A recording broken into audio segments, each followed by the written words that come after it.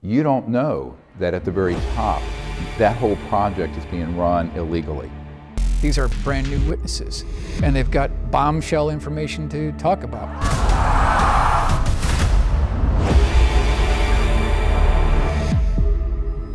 These technologies are unsanctioned. They are illegal operations, and this can be proven in any court of law. It's like, wow, nobody's coming after us. We're gonna do this until we can get away with it. They would have so much control over everything if they had that. If this information was all released, it could fall into the wrong hands. They're using security as a cover for illicit or illegal or even treasonous activities. The members of Congress didn't have the detailed information of the precise location. Where they keep the bodies, the craft, the debris, all the evidence that we've been searching for the last 80 years. He knew how to keep a secret. Secrets were his stock and trade. They're literally making their own money to fund their own projects. We have a source currently in the deep black world. It doesn't matter if you're president of the United States, you're not going to talk about that. There was this large monolithic slab, looked like it was elevated off of the ground. It is traumatic. Look, this is the most top secret shit you've ever heard of. Welcome back. Blake Cousins along with the panel tonight. World breaking news. What is going on over our planet? You just saw the trailer for Battle for Disclosure. Now we have founder of the Disclosure Project, Dr. Stephen Greer, and founder of Forbidden Knowledge, Billy Carson.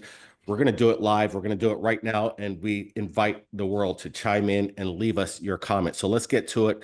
You know, Battle for Disclosure, the battle is on. Disclosure is maybe in our hands. A new incoming president is about to take charge, apparently. And Dr. Stephen Greer has been behind the scenes in Washington, speaking with officials, executive branch, people on the inside with regards to what's going to happen next. So let's start it off with Dr. Stephen Greer.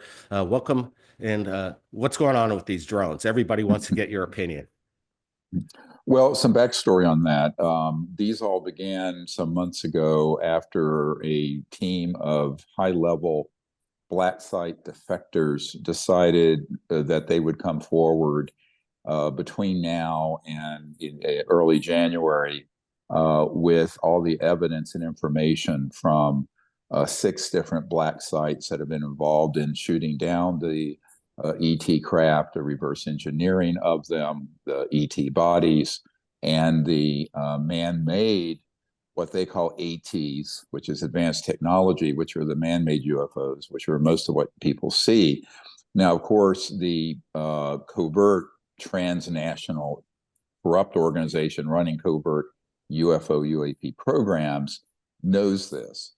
And of course, they can monitor everything with or without an encrypted block.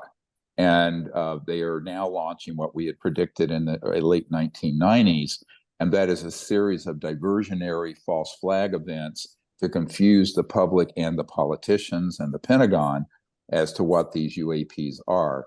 So the whole launch of the drones that you're seeing in the United Kingdom, those started after I got back from the United Kingdom, providing briefings to the senior leadership of that country about this emerging disclosure that will be the biggest event in modern human history, frankly. The people coming forward are not secondhand or even mine or firsthand.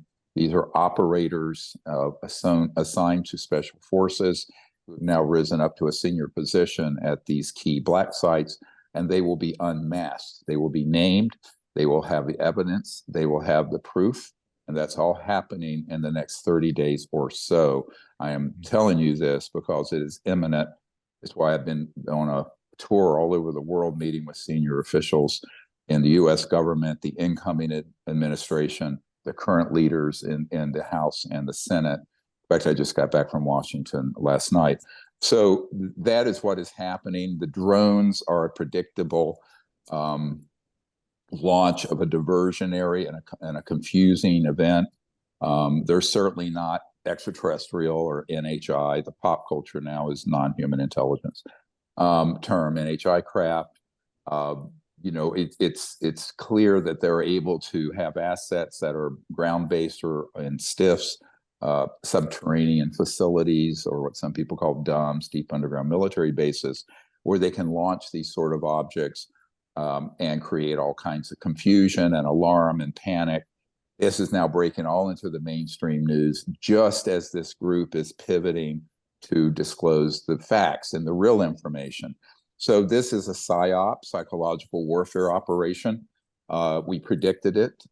We've been predicting it for 25 years. If you read my paper that I wrote in 1999, it's on our website, drstephengreer.com, and it states very pointedly that the actors who are keeping this secret will take the momentum of disclosure and try to turn it into an alien invasion scenario, a good versus bad alien scenario, a way to keep war running all over the world, and also aggrandize the military industrial complex with trillions of dollars in new spending to create a countermeasure to the alien threat.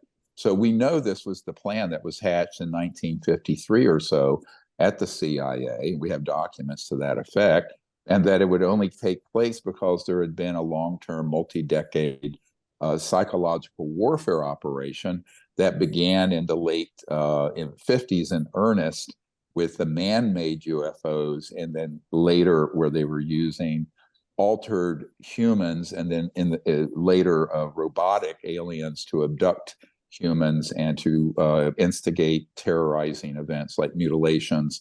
And on occasion where they placed these man-made UFOs over developing world villages and blown up the whole village and killed dozens of people. Now, we have people on the inside who know all this. And so now the incoming president doesn't know this, the Congress doesn't know this, and 99.9% of the Pentagon don't know it, but this is what's going to be coming out in part. And the very granular details of what this defection group is going to put out there, we don't know, but it will absolutely be dispositive proof, but also the fact that they've agreed to unmask themselves, meaning they'll be named, is new. I just learned that a couple of weeks ago when the leader of that group met with me at my place in Washington, D.C. So we'll see what happens if they don't get scrubbed. I mean, if they're not assassinated between now and then, this is what's coming out, and I'm making an attempt. I sort of joke I've become the cosmic Paul Revere, going around trying to give a heads up to leaders around the world about this. You know, exactly. Busy times right now, and it's crazy what's going on in the major media on how they're putting it out there. We don't know what these things are, but don't worry about it. They don't mean us any harm. And some of what these nonsense. We know what they are, and we know why they're there. Now, the press conference at the Pentagon today, there was a young woman who was saying, well, blah, blah. And I think, honestly, now people say, well, she's lying. She's not lying. Look, I've been briefing people at the level of 3-star generals and CIA directors for 31 years this week, when I first briefed the director of the CIA, who knew nothing about this issue. They were lying to him. So people make this big mistake, and they think that because you're in the US government or the CIA or DOD, Department of Defense, that you know all about this and everyone's in this big conspiracy keeping it secret. No.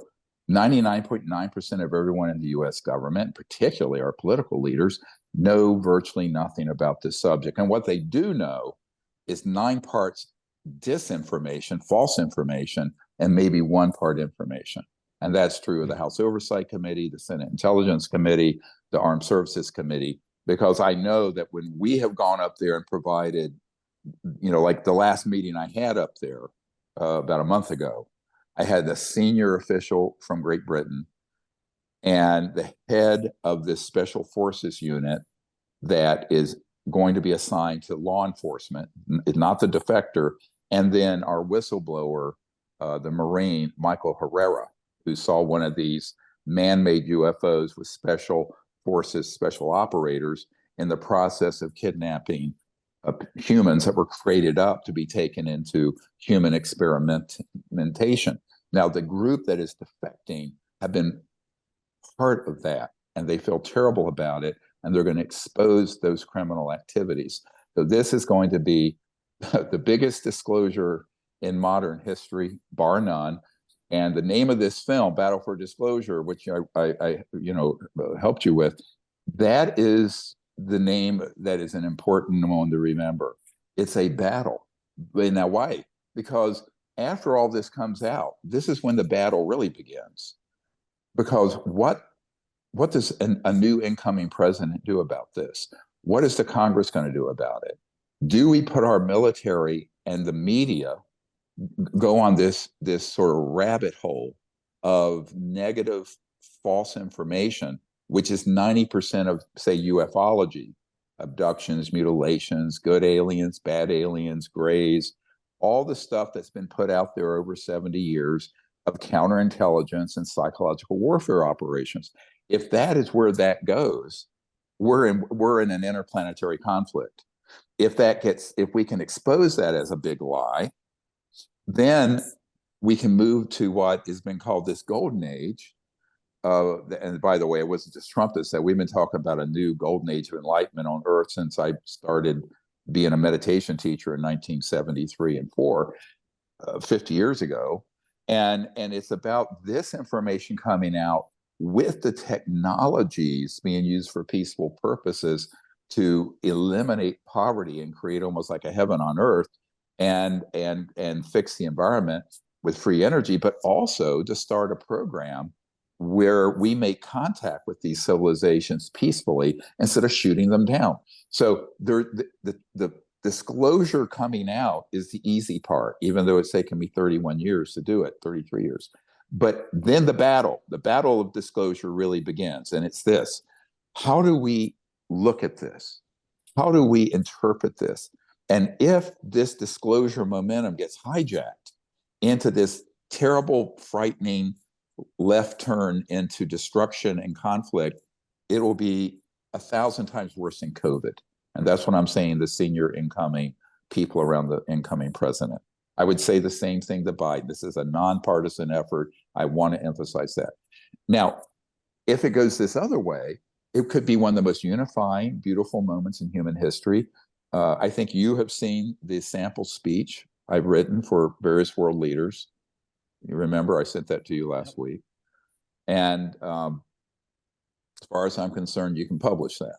But the point I'm making is, it really is the battle for disclosure and how this goes. And is it something that benefits the human species and our future on Earth, or is something that leads to panic and destruction? Now, the people who want war and panic and destruction, they obviously want it to go in the direction of mainstream ufology.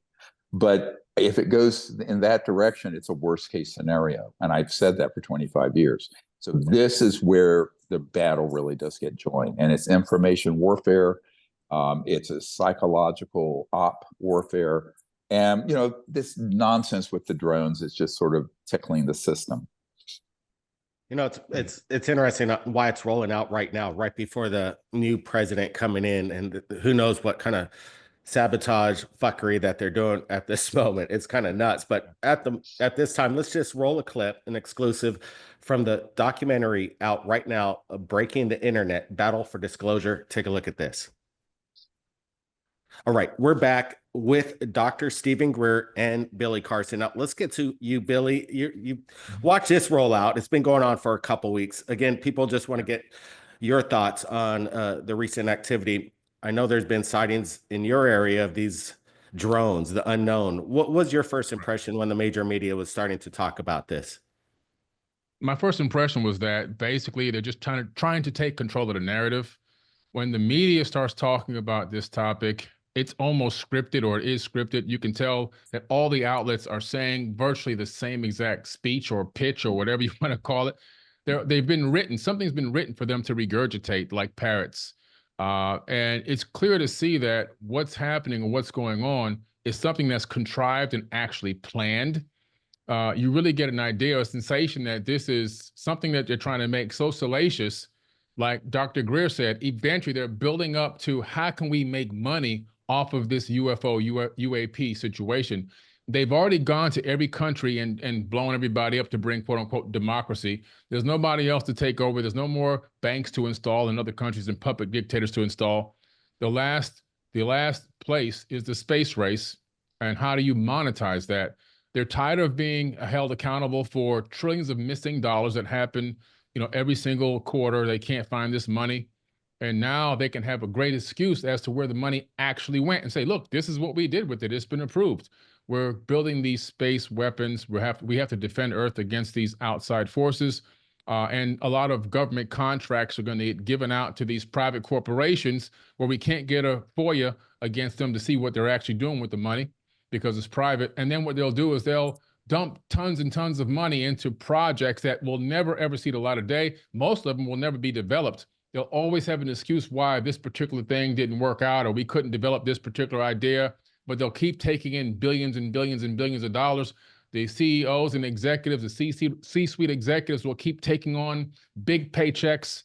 And then they'll say, well, this one failed. We need another, couple billion or couple trillion, whatever the number is, and we'll start another project for a different type of weapon. And they'll keep playing around like this for decades till they siphon all that money out of the U.S. government. Really, it's siphoning it directly from the people themselves. So this whole drone thing is nothing more than a control of the narrative, and it's just a prequel to what they really are probably doing, trying to create another Gulf of Tonkin incident, which happened, years ago, obviously, which is what thing that really kickstarted the whole Vietnamese War.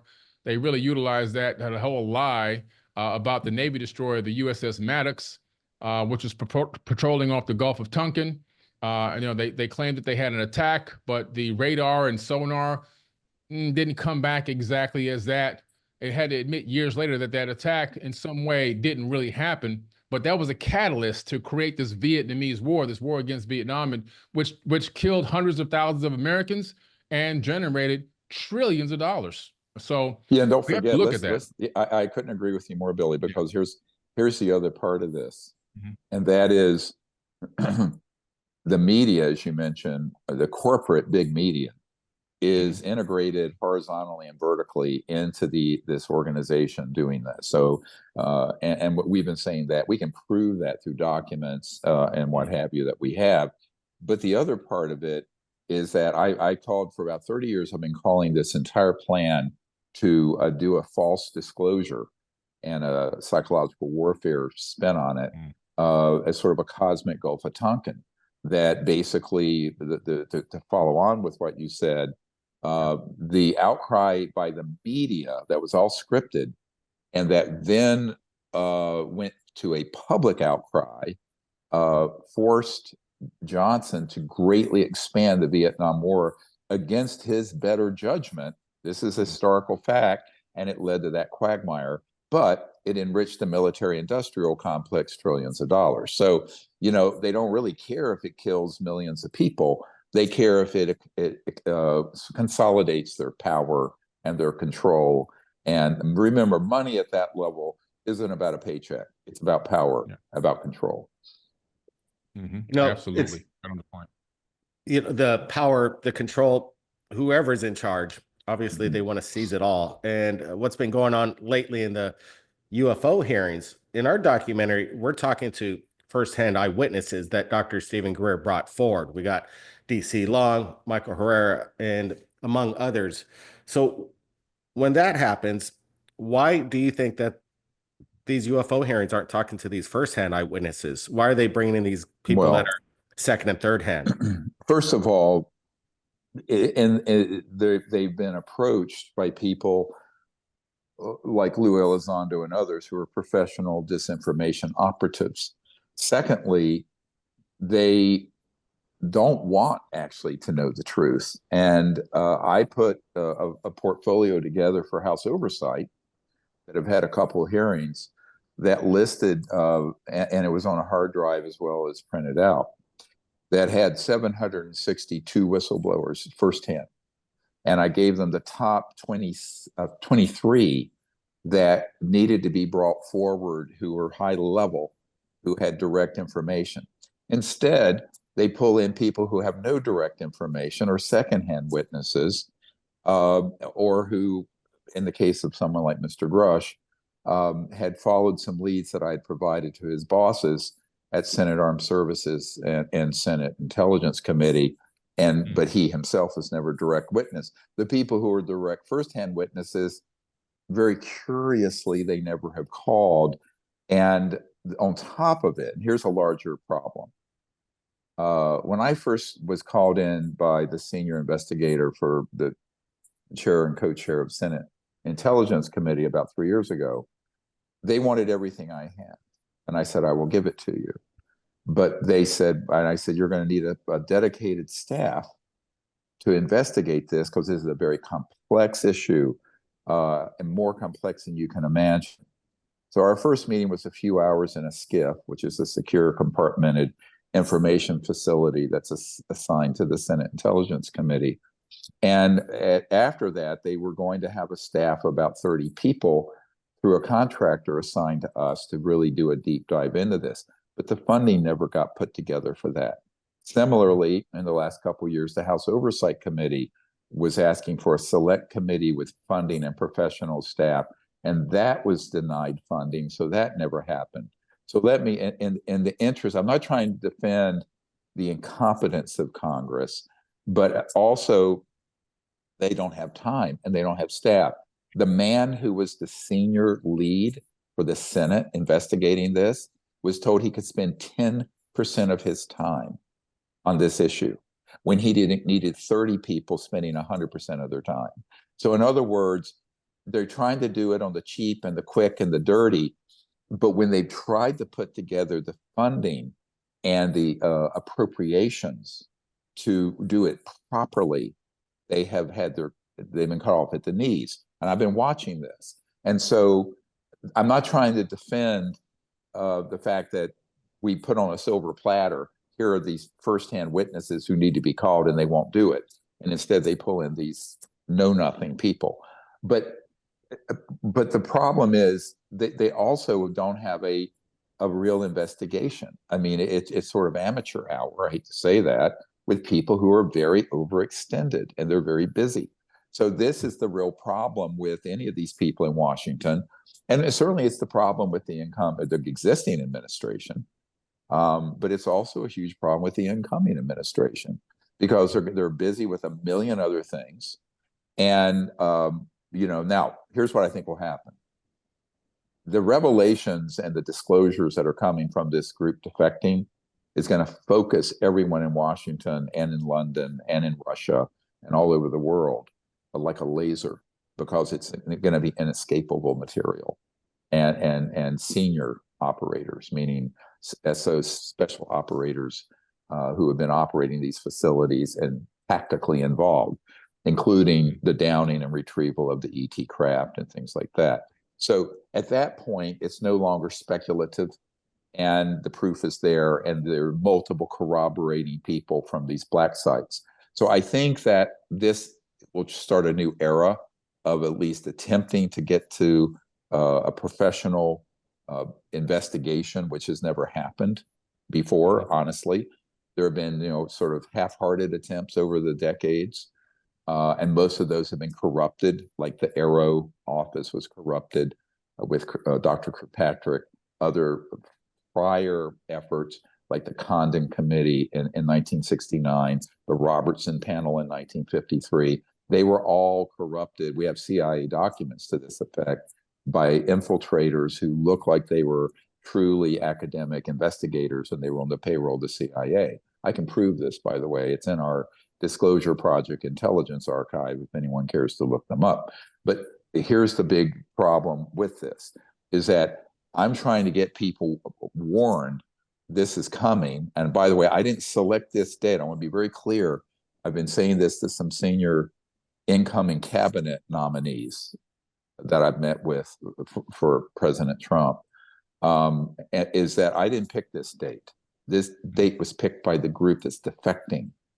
And so, but that's the reality I have to deal with and that they're going to have to deal with, because this coming out in between now and early January, assuming they aren't eliminated or killed, then what we're going to have is something where the administration that's going to hit the ground running on January 20th is going to have an unbelievable task. So what I'm trying to do, to tell you honestly, what's taking 20 hours a day for me to do right now, is to get these people read in or briefed to a point. So we have put together here. I really can't open it, but I'll just show you if you like this. This is the 312-page new briefing document for the president and the cabinet people, and for the key people in the Senate and also in other world capitals. And that is now gone out all over the world. I've handed it to a number of key people personally. And it has everything they need to know in there. It's the tip of a big iceberg of intelligence and proof and data and evidence we have. But what I'm trying to do is get those people up to speed so that they're not caught, be crass about it, they're not caught with their pants down and unprepared when all this comes out. I mean, that's not good. And I don't care if they're left, right, center, or anything else. You don't want the leadership of the United States or allies or even other countries like Russia completely caught unawares. And then in that vacuum of not knowing, they get gaslit and pulled over into this dangerous false disclosure narrative that Billy and I have been talking about. I think people have to understand how dangerous that is. This is serious stuff, because if they get pulled into the direction of what, the guy who invented the rocket for, Adolf Hitler, Werner von Braun, who got pulled in under Operation Paperclip into our aerospace industry in the 40s and 50s. Carol Rosen, who's a friend of mine and on our team, she was the spokesperson for Werner von Braun for the last 5 years of his life. And in 1974, he turned to her and said, he described this, quote, last card they would play to consolidate world power under a totalitarian sort of military junta or leadership by playing this alien invasion card. Well, that was 50 years ago this year, 1974. This is 2024. Now we're at that 50-year mark. We knew that this was a 70-year plan that got started in the 1950s, and now it's about to come to a head. So I think all of us have a responsibility to counter that false narrative and try to provide guidance to the people and the media, but also to our leaders, that there is a golden age of humanity waiting, and it consists of the disclosure of this, but in a way that's hopeful, peaceful, forward-looking, not endless war and not weapons in space and war in space. See, it's the same information, but two diametrically opposite agendas and narratives. And if the narrative of alien invasion and fear and hate and war prevails, this is the worst outcome for the human species. But if this other narrative prevails, it'll be a beautiful time on Earth, a new era that will open of free energy, the end of poverty, a pristine environment, and our ability to interact with these NHI, non-human intelligence, extraterrestrial civilizations in a peaceful way. And then eventually humans will become interplanetary down the road. So you couldn't have a more stark contrast in what the outcomes are depending on what is said. And this is why words matter. Every word uttered on this by our leadership and the media will be important. But the drones going on, you can see what it is. The internet and the mainstream media is blown up with invasion and attack and fear and da-da-da-da-da. So this is what this cabal of sociopaths and manipulators have been doing for decades, except now we're coming to the end of that path. And how this plays out, my friends, is going to be determine the human future. This is why it is the battle for disclosure. And speaking of battle for disclosure, here is another exclusive cut. Guys, take a look at this. Should whistleblowers still be afraid of coming forward, or should they think they have a free ride now, being that the new law is passed? Well, I know the law has been passed and it's given whistleblowers an opportunity to come forward without feeling like they could be prosecuted or get in trouble or lose their life savings or their pensions or whatever. but it's still a little touchy. The bombshell claim about UFOs. A former U.S. intelligence official and Air Force veteran claims a top secret program is withholding evidence of alien spacecraft. It's really the legislation that was passed last December that opens up the vehicle and avenue for these witnesses and whistleblowers to come forward. Now they can do it without any of these terrible ramifications. They should feel more confident, and that's really the whole goal behind this entire conference. If these black programs are extra-constitutional and illegal from the get-go, then it null and voids their national security non-disclosure agreements because it's an illegal program. So that's kind of one way that you can get around when that's what Greer had talked about from the very beginning. Now we have an even more powerful piece of legislation in place that allows these people to come forward, and they're coming forward. These are brand new witnesses, and they've got bombshell information to talk about. I mean, one of the most important aspects about a whistleblower is they add credibility to this phenomena that's been going on since the crash in Roswell in 1947. All right, that's available right now on all streaming platforms: Amazon, iTunes, Google Play, YouTube. Battle for Disclosure. The link is in the description. Now, let me tell you, these drones again, or these unknown objects. Apparently, just recently, the DoD was denying that there's some kind of mothership coming in from Iran, releasing these out of bodies of water, the Atlantic, the Pacific. What do you make of this, Billy? Because it's kind of getting wild. I've never heard the media ever say, or a lawmaker ever say, the word mothership until yesterday. Yeah, I know, mothership, you know.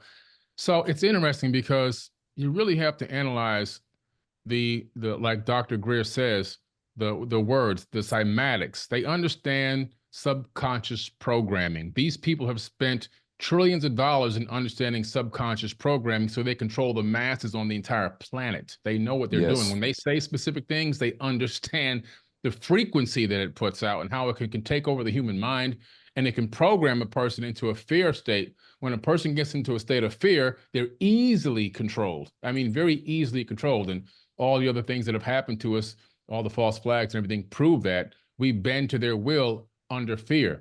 So they understand this. Think about this for a second. A civilization that's potentially 1 million years ahead of us, right, can traverse the vast distances of space and time to get all the way to Earth just to shoot little laser beams at us and try to blow us up one person at a time, and there's 8 billion of us. Doesn't make any sense. If I'm a super advanced race and I want to come and take over planet Earth, I would simply do something as simple as get some DNA from one of the people, and that's as easy as grabbing some DNA from a glass they just drank from, or getting some hair out of the sewer, analyzing that DNA and figuring out what type of thing I can create to put into the atmosphere or into the water, and within weeks, everyone's gone, okay? So nobody's coming guns blazing, battling, fighting, shooting laser beams and blowing up the military. There's never gonna be any type of a head-on battle against our military like that. They're too sophisticated. If they really wanted to do something, they would not blow us up like that. So the fact that they're going with the narrative of what we can see in our own idiom and our own limited understanding of technology and the way that war needs to be done, they're propagating this false narrative that there could be this attack via drones and probes and ships and things like that. I mean, killing 8 billion people one shot at a time. Come on, it's laughable. It's really laughable, especially for an advanced race of beings that can traverse space-time, that can traverse light years, that can bend space-time and create an Einstein-Rosen bridge and travel through wormholes. There's no way in the world they're going to come here with a bunch of drones, you know, shooting at military ships and things like that. The average person has been programmed to believe that because of what we've seen in Hollywood. Hollywood has us programmed into believing this narrative. However, the truth is, in my opinion, and based on my research, I just don't see something like that happening. To me, it's laughable that type of situation would even occur. Well, let me take it one more step.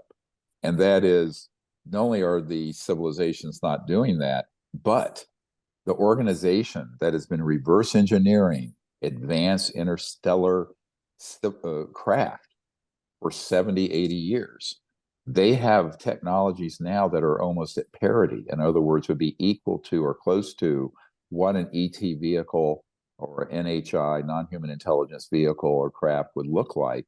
And those are operational. And those have been used in false flag operations already. And if you doubt it, look at the testimony of Stephen Digna, right? Who was at a Army base in California back around 2000, where a Raytheon triangular object that almost had AI and bio nanotechnology where it seemed to be living. And when he touched it, it would purr and make this weird sound. And that was a man-made Raytheon device. Now, if 1 million people saw that and came up close to it, or everyone in Congress and in the White House saw it, they would think it was an alien craft, and it isn't. So the other part of this is that these clunky drones that are running around New Jersey and elsewhere, that is not what they really could stage a false operation with.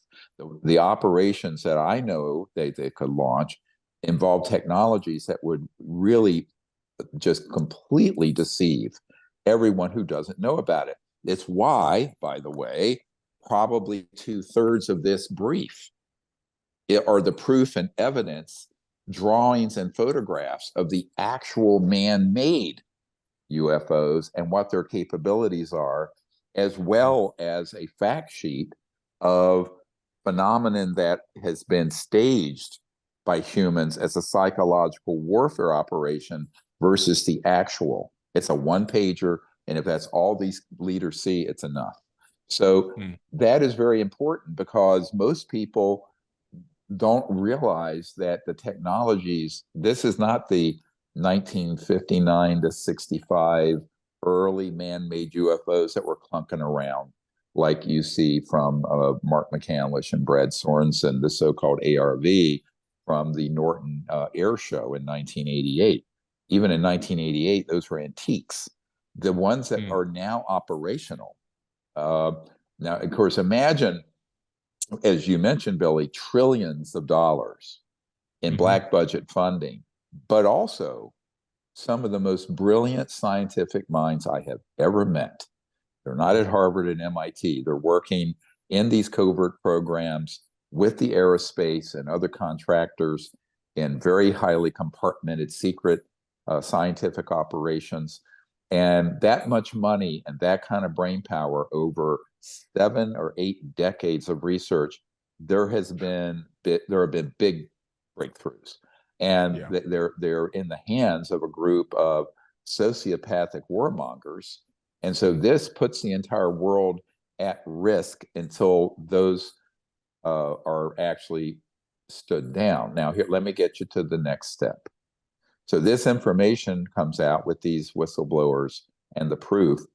The next step is that the United States government and others are going to have to authorize operations to stand down those weapon systems, because we are using very advanced technologies. And I was at 2 black sites, a little over a year ago, right before I was almost killed in a terrible accident, where we were present over 2 black sites that had these electromagnetic pulse and scalar weapon systems where they target and knock down the ET craft.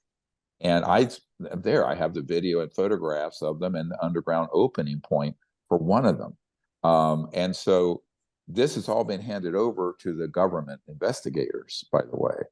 But after I handed over that videotape and photographs from that chopper I was in with this guy who's defecting, he's the head guy from these black sites, who's a senior operator, he's a non-official cover. So I can't say more than that right now. But I know what he's assigned to, I know what his cover is, and I know him very well.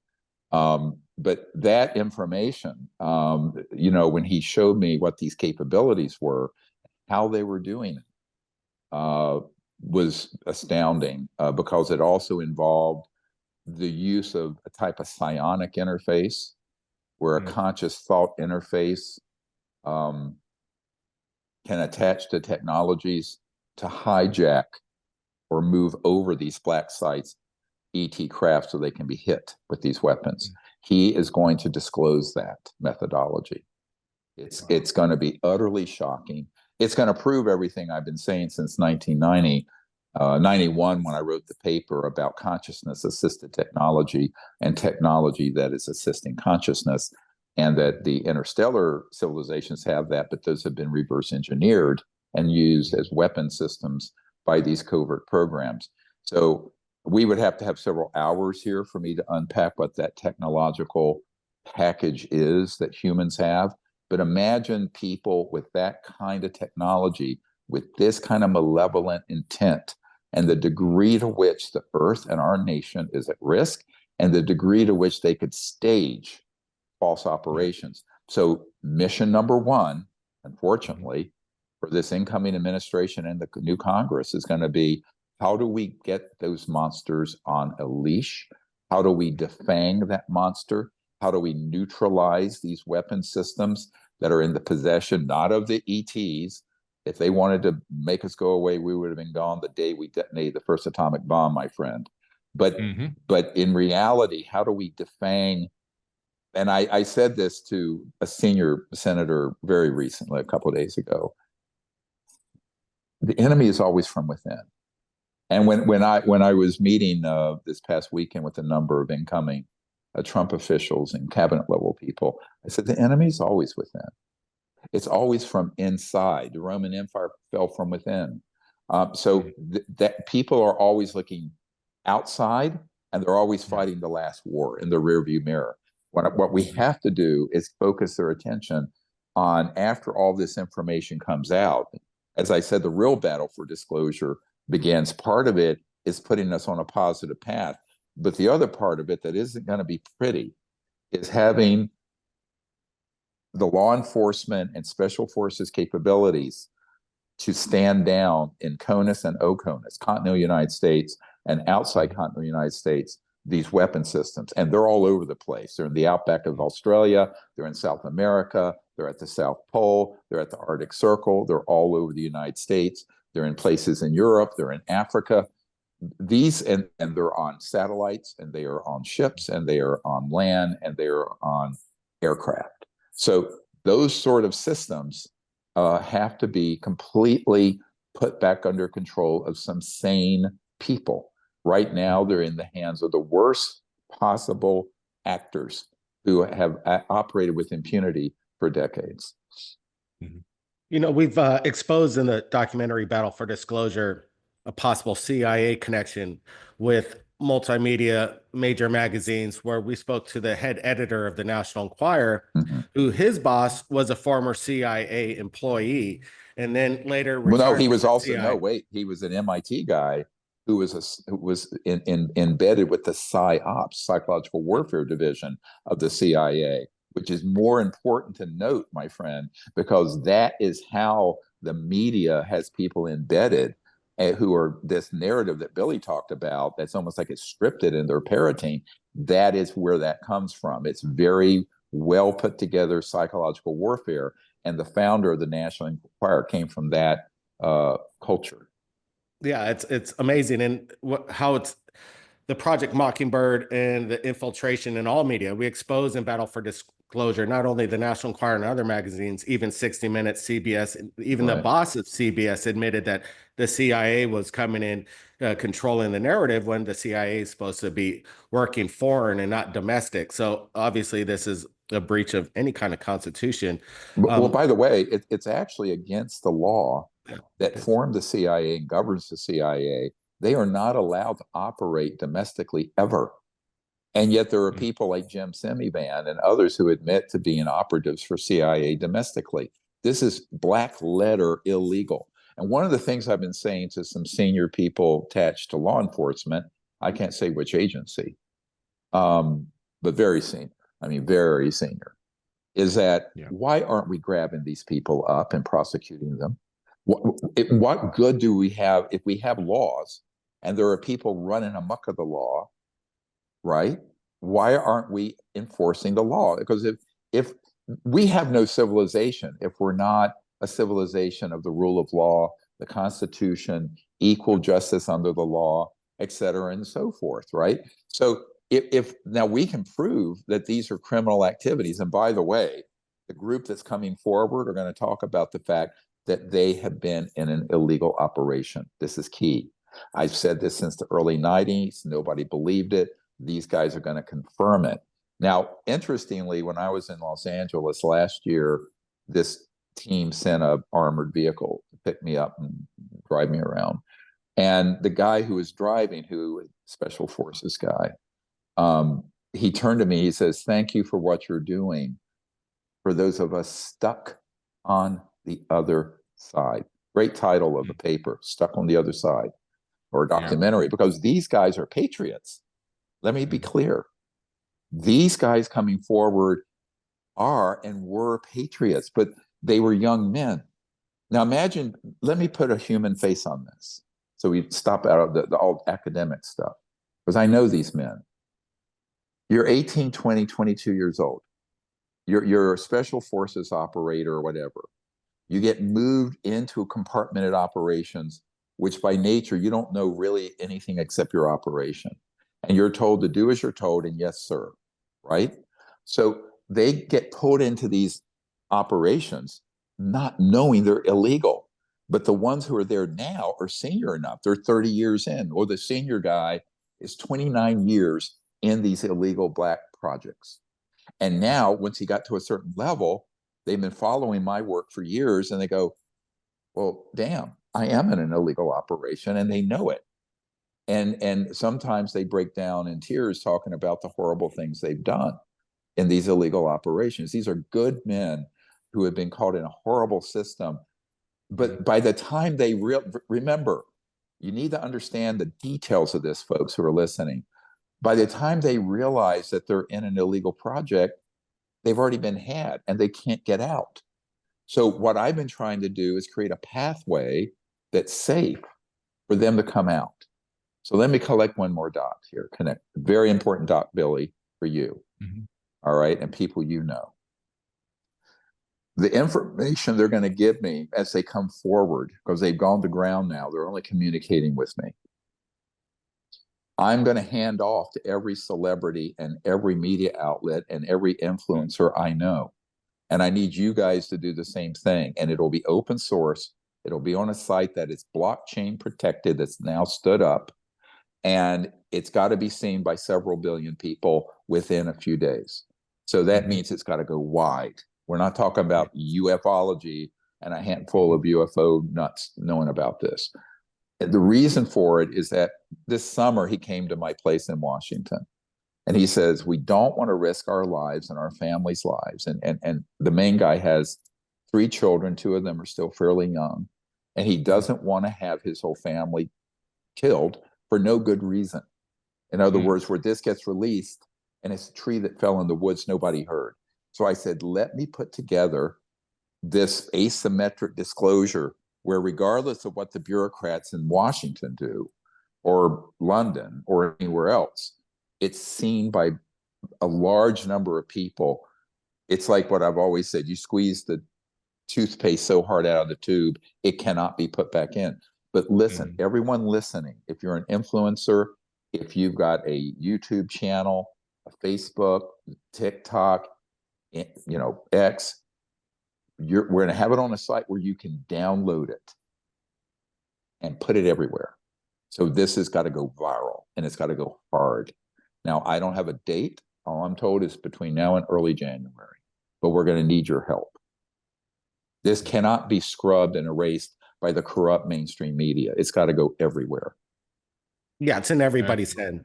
And Disclosures in community. That is the promise I have made, but I can't do it by myself. I mean, I have a certain following, but I don't have, 2 or 3 billion people following.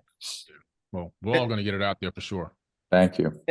And I also wanted to say, by the way, if anybody's watching here, I'm sure there's tens of thousands of people watching right at this moment, but feel free to share this podcast and download it, upload it onto your YouTube channel. It's all clear. We just want to get the word out on this battle for disclosure. And speaking of battle for disclosure, I want to show a little sneak peek with regards to the National Enquirer CIA connection. Take a look at this. We know that, for example, and I've had this shared with me by senior intelligence officials back in the 90s, that a lot of the best UFO cases would be channeled away from the mainstream media to, frankly, discredited tabloids like the National Enquirer. My name is Bill Graham, and I worked almost 25 years. at the National Enquirer. Firing minds want to know. I want to know. When I started out, was the only medium around that covered the subject of UFOs. This is the stuff that tabloid dreams are made of.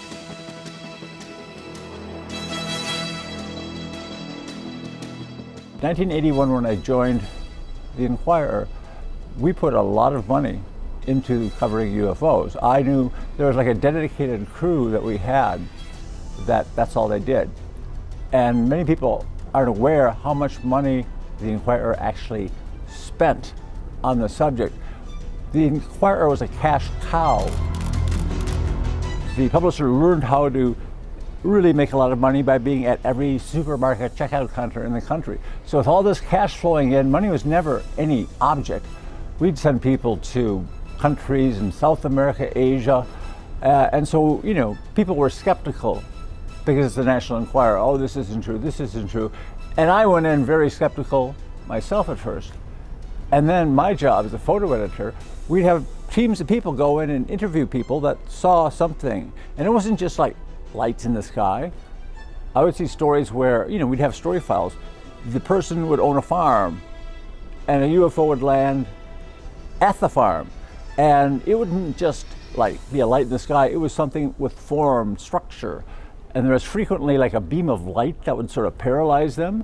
And they would show, they would have, some of them had burns, radiation burns and things. So that changed my way of thinking on the subject of UFOs. All right, that was Bill Graham, a major inside. He worked there for 25 years, and obviously the National Enquirer, they paid for information. Could you imagine the information coming in? They paid big bucks. So people want to make money, they're going to sell information. These guys were ready to share it, and a lot of this stuff got suppressed. But the narrative that they put out on the National Enquirer was to dumb down this the UFO subject matter in general and make it seem that it was a threat. People were getting burns from these things. And if they were getting burns, these were the man-made vehicles. But Billy, you know, it's interesting how things are rolling out. What do you think the major battle ahead of us is? And what's your take on battle for disclosure? Well, the major take I get on battle for disclosure is we're putting disclosure in the hands of the people where it actually belongs, because the people actually have the power. We've been duped into thinking that we have no power, but we're the ones that have the power. And we have to realize that the governments of the world are supposed to be working for us and that we're supposed to tell them what to do. They flip the narrative on us and they brainwash us into thinking that we work for them and we better do what they say or they're going to punish us. And that fear that they set in our hearts is what's been holding us back this entire time. And we also have to realize who is at the head of a lot of this secrecy. I believe it's personally the CIA. I mean, you know, the CIA monitored investigations conducted by the Air Force for Project Blue Book. You know, they were gathering intelligence back then. The CIA sponsored the Robertson Panel, which was a group of scientists that were evaluating UFO sightings. You know, they concluded that, of course, most of the sightings were just swamp gas and natural phenomena. But every time you turn around, you find out that these people in this three-letter agency are controlling that narrative from behind the scenes with no congressional oversight, with no input from the president of the United States and so forth and so on. So in some way, shape, or form, that situation, that illegal situation has to be dealt with or has to be understood or has to be addressed. I think that's the biggest linchpin in this whole thing that's kind of holding it all from just the water fountains from just spewing out all the information is that three-letter agency. Well, here's a good bit of good news I learned about an hour ago.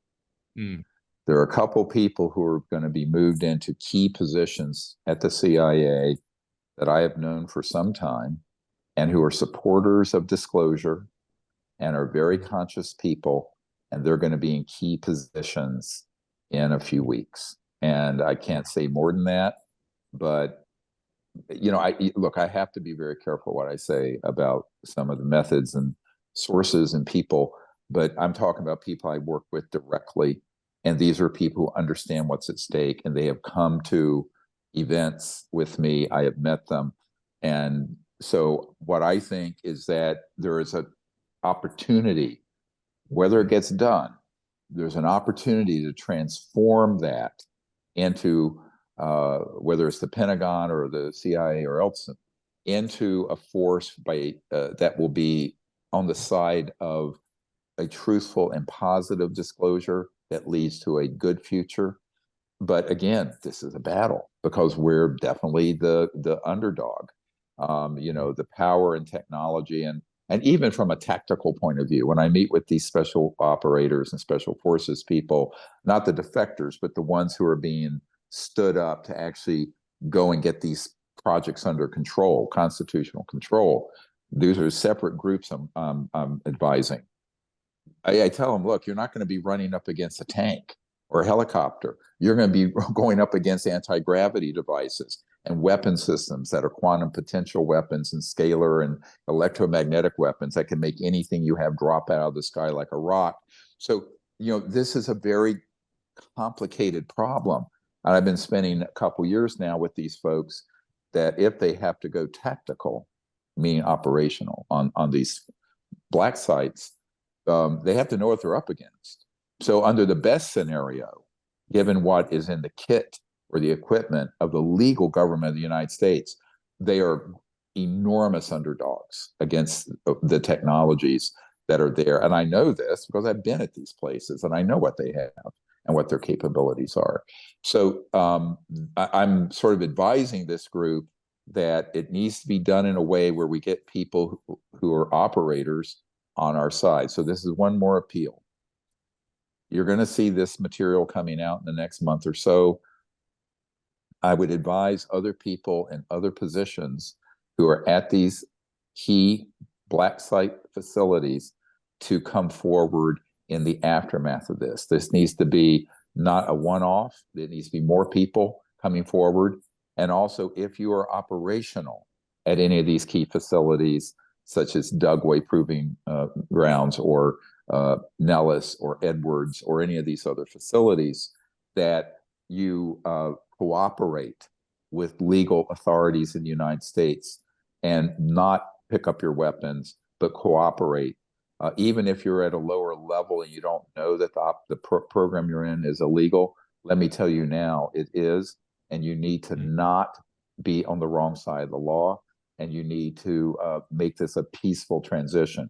I am optimistic, given who I know right now, what's going on, is that there's a decent chance that this whole 70-year legacy of these programs can be transformed without violence and without loss of life. That's my goal. I'm an emergency doctor. I save lives. I don't kill lives, take lives. But, I'm hoping that that's done. But the way that happens is that people who are in these facilities go, like the ones who are now, they say, we're fed up with this. So they're coming, right? But they do it in a way that doesn't require countermeasures that have to be aggressive or violent, because we don't want that. But at the same time, you cannot let a bunch of power-hungry, crazed people with a earth-ending agenda who have these sort of technologies to bestride the earth like a Frankenstein and have no one stand them down. So, unfortunately, unless they transition peacefully, which this drone attack nonsense would indicate they're not inclined to, right? Then it's a problem. But the only way that the leadership of that organization is, and I don't want to get into that, I know who some of them are, and I've met with a couple of them, transition peacefully, is that no one's taking their orders down below. In other words, if they order the grunts, let's call them, and the operators at any of these facilities to fight back or do this, they go, no, we're not going to. In other words, they defy. It would be people in the Third Reich defying the rank and file, going, no, we're not going to do that.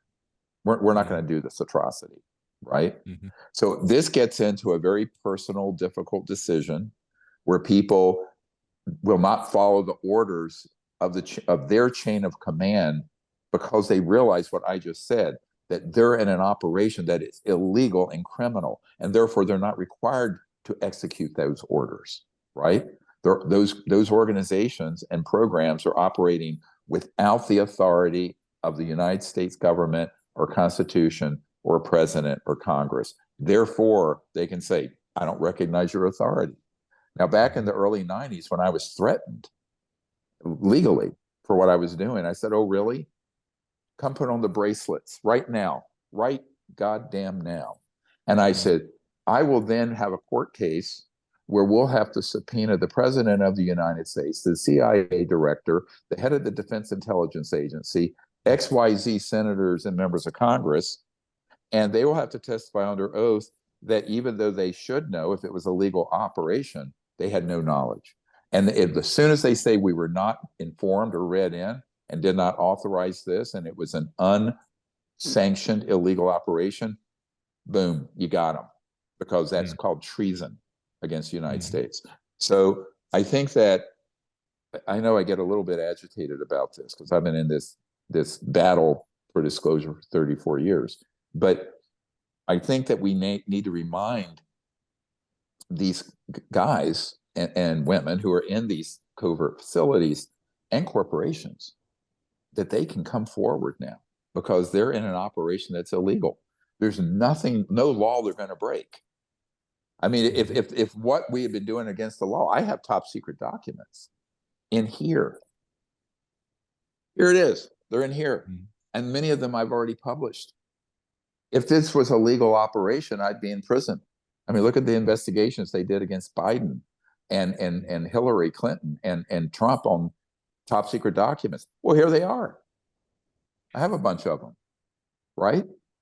But because we established in the 90s that these were criminal activities, because it's a criminal enterprise, they cannot claim that they are protected under the National Security Act or the laws of the United States. You can't have it both ways. What I've told members of Congress is like, you don't even have to do this in a skiff. Why would you, if you were trying to get to the bottom of a mafia operation, would you treat their secret illegal programs with a national security imprimatur and status and investigate it in a skiff? No. And this is no different. But most people in the US government don't realize that yet. I would say virtually nobody. After what comes out, after this comes out, when these guys describe who they are, what they've been doing, and that they have been in illegal programs, then they're going to realize, all right, this is all true. You know, I asked Congressman Tim Burchett with regards to technology, a possible rogue corporation, and he was pretty concerned. He said that keeps him up at night. Let's roll a quick clip of this interview exclusively on Battle for Disclosure, available right now. Take a look at this. Do you believe that there are private corporations that have gone rogue with this technology? That scares me, that they could get a hold of it and move ahead with it. That's why I think it's better if we know out in the public, because they would have so much control over everything if they had that. To me, that should be warning enough. But the beauty of it is it's so advanced, I just think we're clueless. You know, I'd be surprised if we had anything in the way of a reversed engineered craft. I just don't think we have the technology to pull that together. I may be wrong, you know, maybe people laughing at me right now when they see that, but I just think it's so far advanced that we don't have a clue. And I've talked to pilots that have said they're, you know, basically, and they've drawn out, yeah, okay, I can say that. I think they've drawn out pictures of things that they don't exist in any military aircraft in this world. They got no reason to lie to me. I mean, all they're doing is going to get lit up, because even if there is a, you know, they're not going to any retribution against them. They're still, you know, they destroy information, they destroy tapes, because they do not want to have to be taken off the flight line or whatever for 8 hours to be, you know, to be interrogated, when they should be saluted for coming out with some honesty. All right, there it is, Congressman Tim Burchett. He says that would concern him highly. Right now, with this drone situation, it's interesting. We have Lockheed Martin and McDonnell Douglas sending out drones, chasing these drones. Is this a blue on blue, Billy? Is this what's your gut feeling where these drones are coming from? They're seen on the Pacific, they're seen on the Atlantic, all at the same time, hundreds, if not thousands of these things. Where are they being dispatched from? I'm not sure where they're being dispatched from, probably from multiple locations geographically around the world. But like Dr. Greer said, I believe it's all part of just one giant psyop.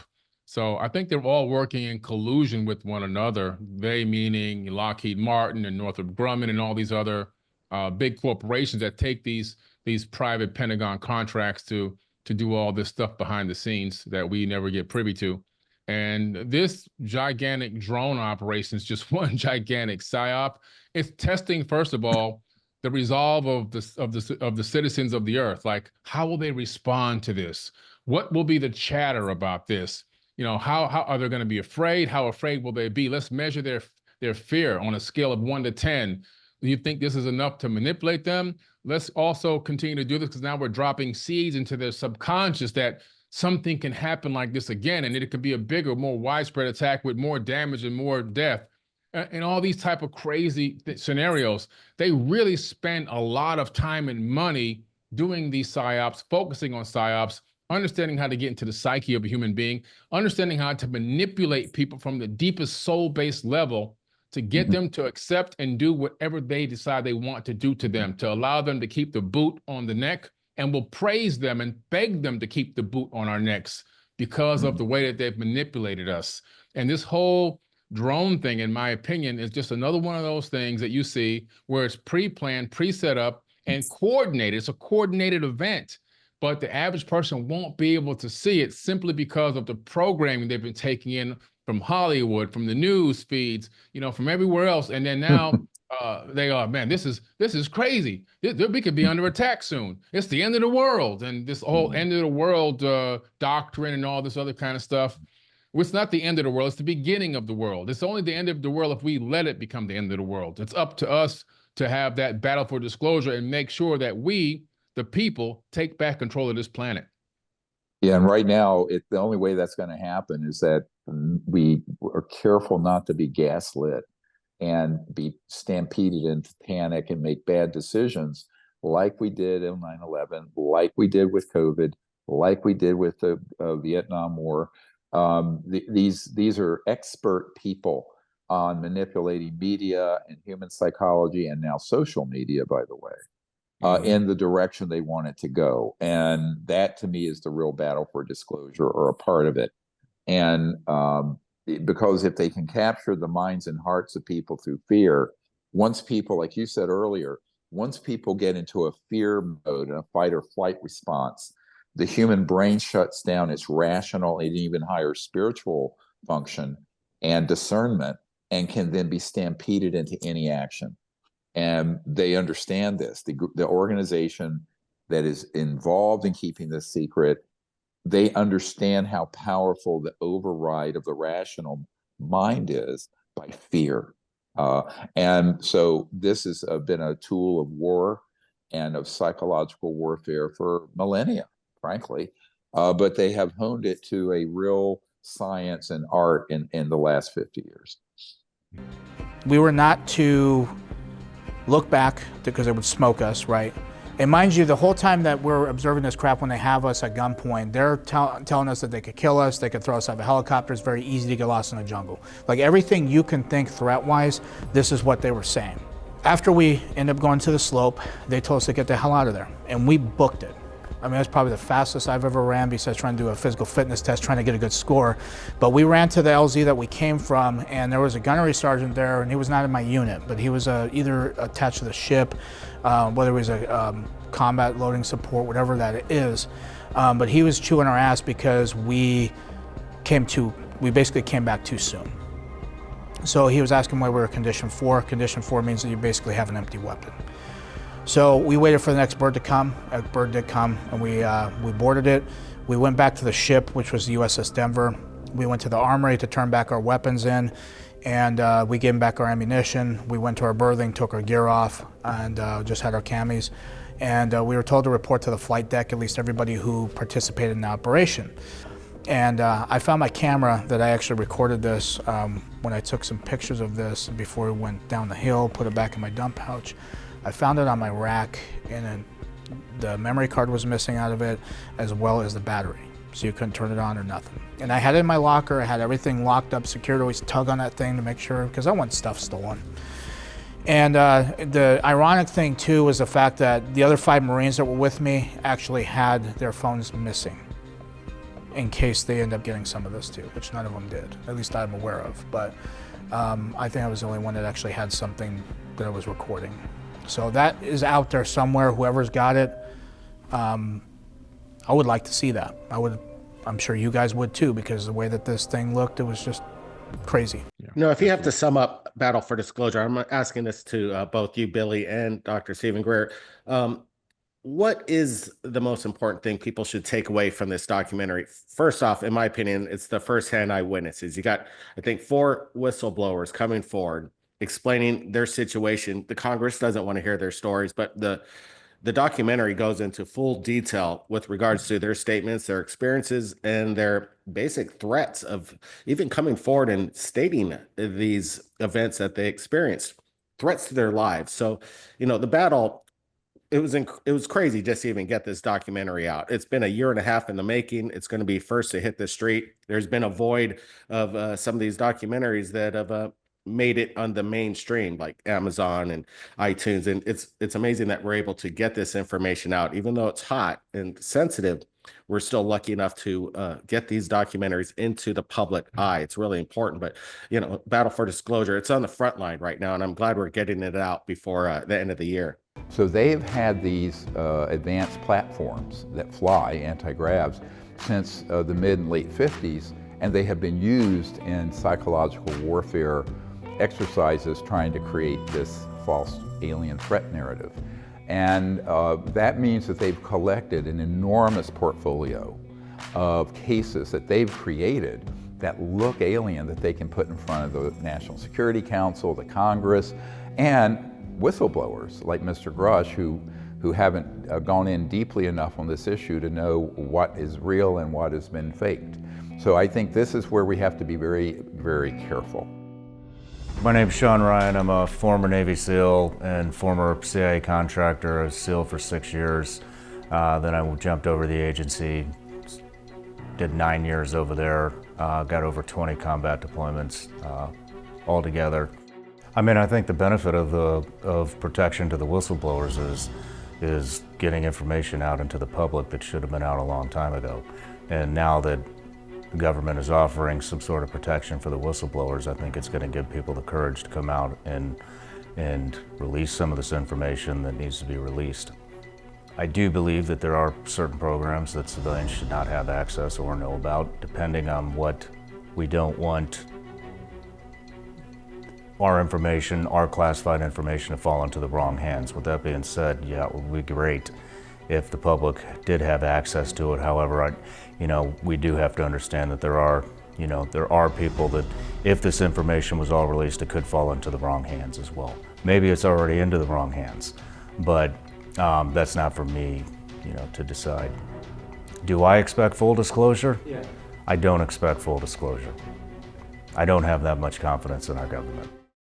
Well, I think the big takeaway is that this is going to accelerate and come out pretty quickly now, and that we have to be very mindful of not being deceived by these sort of operations like this drone, because this could escalate from that to things that really do look like a UFO, because they're man-made, to even worse things. And so I think that the people need to have clarity on this, and we need to have a lot of people coming forward, such as this group of defectors.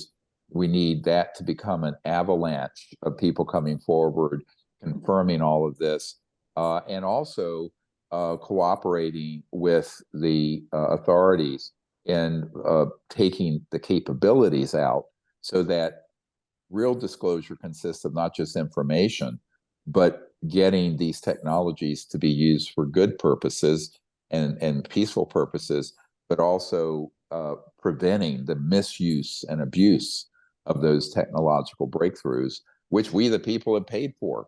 So I think that that's what the battle really is, and that we all need to roll up our sleeves and be on the side of the angels and of a good future for humanity. Billy? Absolutely. Yeah. I mean, Dr. Greer hit it on the head. I really believe that we're dealing with people that have, these firsthand accounts not for the first time, because Doc Greer has been doing this for a very long time, but as far as, you know, this battle for disclosure, to hear the stories of firsthand accounts, people that have actually been there, that have been injured, that have had family members, you know, become injured, death, everything else, to understand, like, wait a minute, these people have some of the hardest jobs to get on the planet. To be a firsthand operator in one of these top secret black budget projects is only a small few of people, a small number of people that can actually achieve that opportunity and to be there and to have this testimony. So I want people that watch this documentary to really, truly pay attention to what's being said, what's been done to them, and what's actually happened.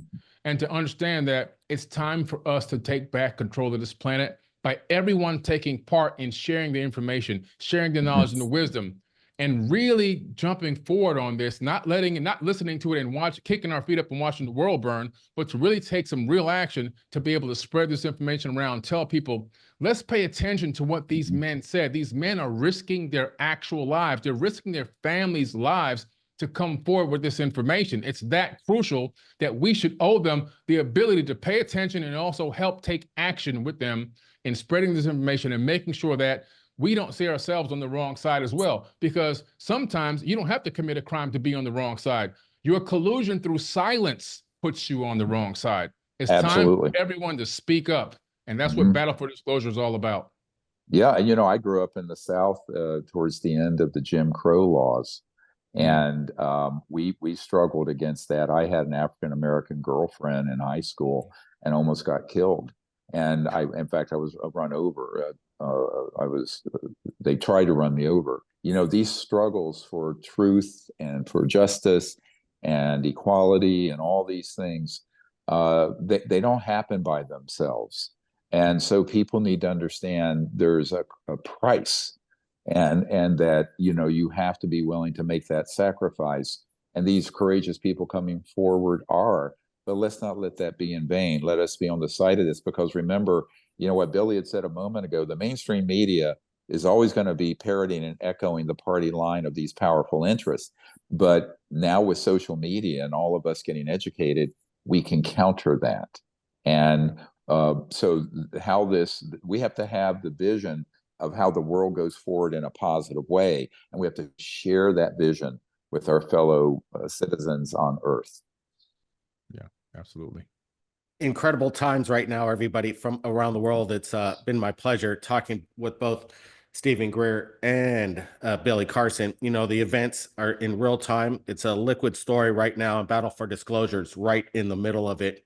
And it's, again, streaming worldwide on all streaming services: Japan, Germany, the UK, Canada, Mexico, even in Russia. So it's amazing. We got subtitles in all these different languages. So the link is below in the description. You could watch it right now. And again, leave your comments in this podcast and also leave your reviews on Amazon. It really helps to get the word out. But let's just watch one more quick clip from Battle for Disclosure. Watch this.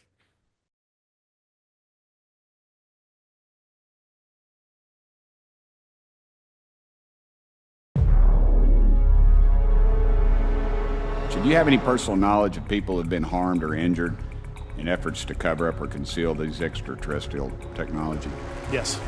These technologies are unsanctioned. They are illegal operations, and this can be proven in any court of law. They're literally making their own money to fund their own projects.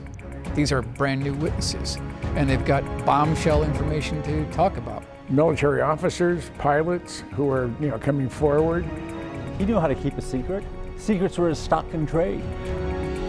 I don't care if it's a general, I don't care if it's anybody. You are not allowed to talk about what happened. You can go to prison for this, or you could be killed.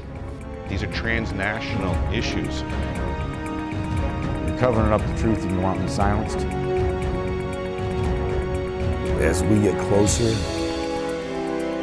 I could feel the vibrations coming off of it, but there was no sound. Anyone been murdered? It looks like we have a problem here that needs further investigation.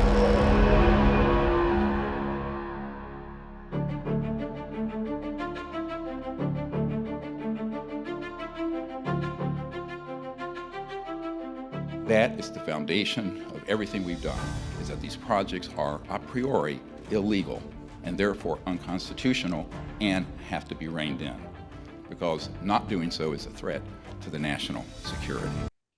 All right, we're back. And let me tell you, I just wanted to get a couple last words from you. I know 2025 is going to be just right around the corner. We're going to have a new president. And apparently from what I've been hearing, what Dr. Greer's been hearing, that this president might be the one that brings disclosure. Even Burchett, I spoke to him moments after he just got out of a meeting with Donald, and basically he says he's on board. He's already taken a bullet for this country. He's willing to risk his life. So maybe we got a chance at this. Dr. Stephen Greer? Well, actually, it's the other way around. The disclosure of this information is not going to be coming from the current or incoming president. It's going to be coming from these courageous people coming forward. And then whoever is the president, and it could have been anybody, it could have been RFK Jr., theoretically, they're going to have to deal with it. So now let's talk about that. How they deal with it is going to be very important. And this is where they need to be advised and counseled, and they need to hear from the public, because these are politicians. I'm not a politician, don't want to be, but they need to hear from the people. And the people need to say, well, look, we want you to do the right thing here. And here's a copy of the speech that Dr. Greer has put together, and the talking points and how this needs to be done. We are going to release at least redacted parts of this briefing document for everyone fairly soon. It's 300 and some pages. Now, not everything can be put in there because there are sensitive names and sources and methods and whatnot, but a great deal of it will be. I'd say 95% of it will be. And people need to then say, yes, this is the roadmap forward, because you don't have people in the incoming administration that have very much information at all on that. We're busy trying to correct. But then without that information, they can't take proper action. So this is a process, and they need to hear from the people. I hear this from members of Congress all the time, that they really need to hear from their constituents, that they want this taken care of. But now they're going to need it from their constituents. They're going to need to hear, here's what we don't want you to do, and here's what we want you to do, right? Here are the actions you could take that could be a disaster for our country and for humanity, where it goes into a war footing and panic. And here are the things that can be done that are wise and that would be beneficial and would move us into a whole new golden age of humanity, not just America, but the whole planet. So I think that's what they need to hear from their people, and that's us. But by the way, I want to be very clear. I have no official standing, don't want one. And I've never had, even all these high-level meetings I've never signed a non-disclosure agreement. I've never agreed to secrecy. It's a gentleman's agreement, and I'm the only person on the law enforcement special forces part of this that is not under an NDA. But that's been my requirement all the way back to the early 90s when I briefed the director of the CIA. And the reason for that is that I need to be unencumbered because of what I'm doing. Mm-hmm. Absolutely. Yeah, it's a position you need to be in. Disclosure's in our hands, right, Billy? It's in our hands. You know, this could be the first president in history that has to face all of this data. And it's an enormous amount of data. Yes. You know, not hearsay, it's not speculation, it's not so-and-so, I said they saw this and that. This is actual real data that's been held accountable, that's verifiable, that's verified. And so this could be the first time in history since the foundation of the United States, formation of the United States, I should say, where a president has had access to really get full disclosure on exactly what has been going on and what has happened. And then it's going to have to make a very tough decision, or a few tough decisions on how to deal with this matter.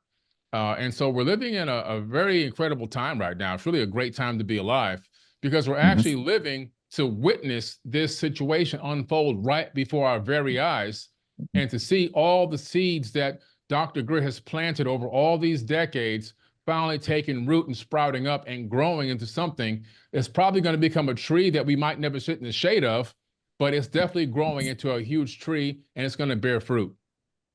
Yeah. Well, you youngins might be around to sit under that tree, but I mean, in June I'll be 70, so I mean, I don't know. Yeah. Keep our fingers crossed. I think things will. Advanced medicine is right around the corner too. You know, exciting times. Super amazing that Battle for Disclosure is out on the street, available for the world to watch. So, and to speak with both of you in this liquid situation with the drones and what's going on with Battle for Disclosure. Incredible ride tonight. Appreciate you, Billy Carson at Forbidden Knowledge. We're going to put the link below. Everybody, all the links, all social media for both Dr. Stephen Greer, Third Phase of Moon, and Forbidden Knowledge is going to be in the description. Show your support. Any last words there, Steve? Oh, no, I just want to thank you guys for working on this and helping get the word out. And we're going to need to be leaning on you a great deal more in the future. And all the people listening, please contact us if you can help at our drstephengreer.com. But also, if you can, if you're connected to any large influencers who can reach, you know, hundreds of thousands or millions of people, please let me know. We need to get them this packet of intelligence and information so that they can drop the link to their followers. And this is very, very important, that this is a people's movement to disclose, right? This is not coming out of the US government. It's coming out of people who are in these illegal black projects, handing them off to us and to the media and social media. But I'm sort of the public face of their effort until they unmask themselves. So we're trying to get this set up. So that's very important. Those of you who can help or may know people. I know that Aaron Rodgers just dropped something about me, but it was dealing with CE5 contacting these drones. It was very funny, actually. But we need a lot of people who will take, he's an NFL a quarterback, Aaron Rodgers. But what we need is, you know, hundreds of people like that who would receive this information and share it with their followers. And that's how you override and overcome the corrupt corporate media. Billy, any last words? Download the Battle for Disclosure and then share it with everyone you know. That's it. Yeah. All right. Awesome. Thank you, guys. You know, what a great, what a wild ride. Everybody be safe out there. We'll see everybody real soon. All right. Thank you. All right. All right. Thank Bye-bye. you. Appreciate y'all. Bye-bye. You don't know that at the very top, that whole project is being run illegally. These are brand new witnesses, and they've got bombshell information to talk about.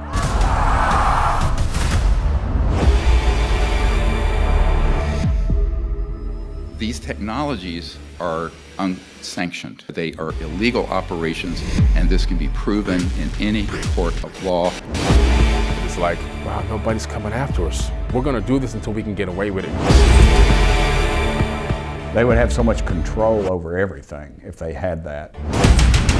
If this information was all released, it could fall into the wrong hands.